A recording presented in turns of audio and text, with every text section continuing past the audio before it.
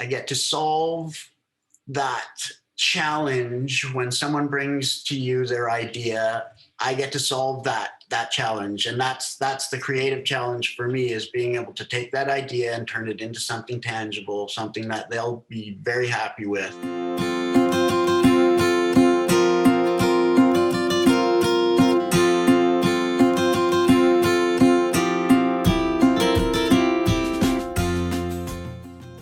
This is all very obvious. It shouts, "This is my business." You know, it says I can do all these different things. So I'm able to do labels, stickers, and all your standard printing, but I'm also able to do clothing in printing.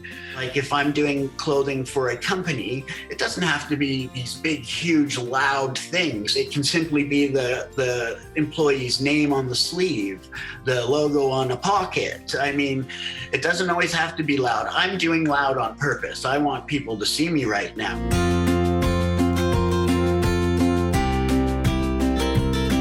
You're able to take that person's idea and deliver them something tangible.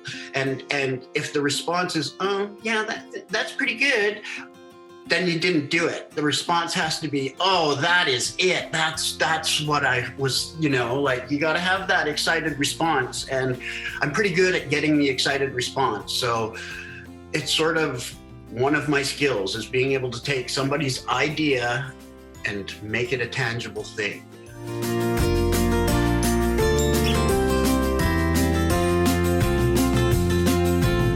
The EDP was really important, helping me get the small loan to start. They sent somebody to come work with us on the business plan a little bit more, suggestions, some revisions. So always be open to having somebody give advice, always be open to learning. The learning is important. You'll be learning something new every day, and you have to be open to it. Can't have a closed mind. That's how I'm approaching this. And like I say, you can't fail if you do it that way. You can't fail. You can make a mistake, you can learn from it, but you can't fail.